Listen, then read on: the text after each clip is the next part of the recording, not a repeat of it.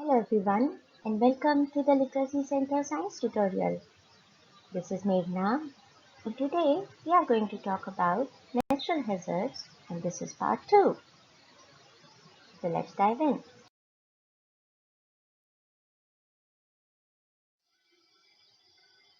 So from our previous tutorial we understood what is a natural hazard.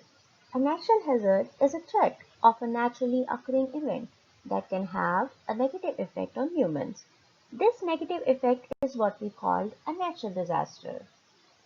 A natural disaster is a major event caused by natural processes of the earth, for example, floods, hurricane, tornado, volcanic eruptions, earthquake, tsunamis, and other geological processes. A natural disaster causes loss of life and property damage and leaves some economic damage after it has been completed. Natural hazards and the natural disasters that result from it can be divided into several different categories based on their origin. For example, geological, hydrological, atmospheric, and space disasters. So let's explore more about all these different categories. So let's talk about the geological ones. For example, earthquake, avalanche, and landslides.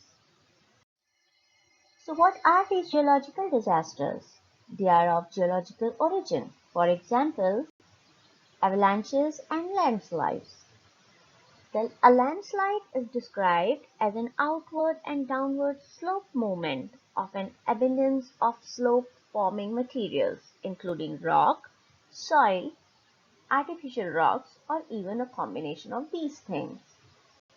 An avalanche is a phenomena of nature. It is linked to snow. When there is too much snow on the mountain, some of the snow may fall, causing damage to things in its path.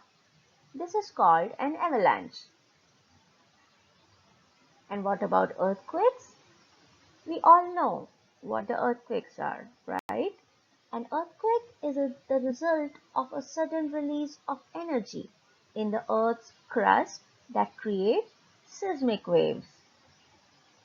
At the Earth's surface, earthquakes manifest themselves by vibration, shaking, and sometimes displacement of the ground. Earthquakes are caused by slippage within geological faults. The underground point of origin of the earthquake is called the seismic focus.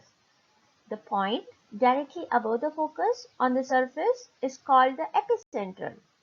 So you may have heard this term epicenter very often in the news. Earthquakes by themselves rarely kill people or wildlife.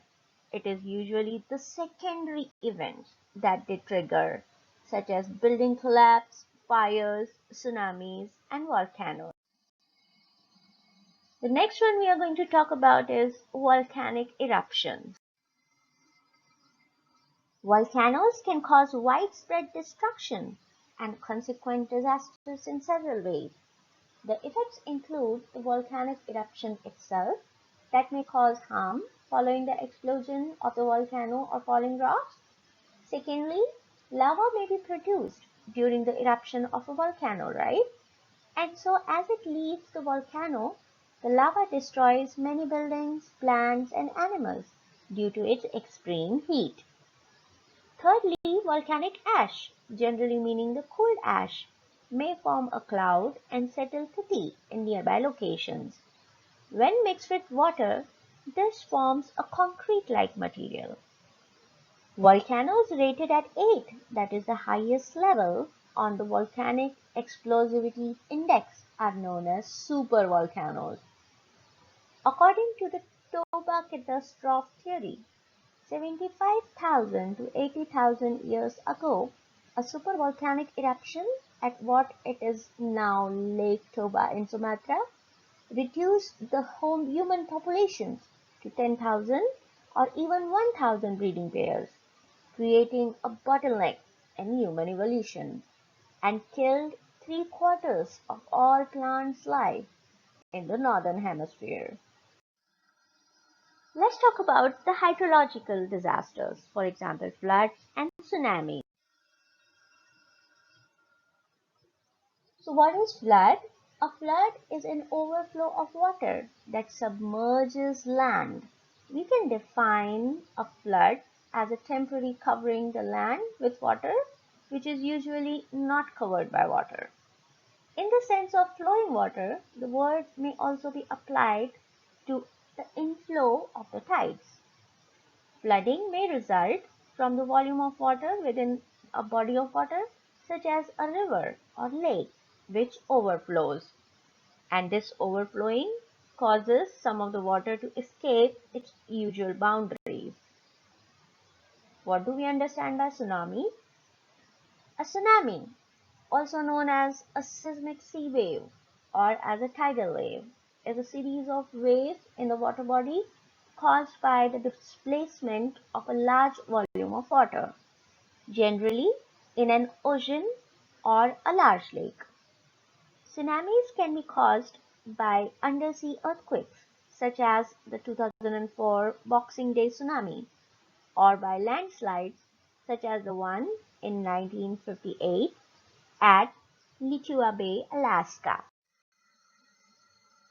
So if you have any questions or if you need any help with this tutorial or with the subject, you can text us or you can email us and we will get back to you. Thank you.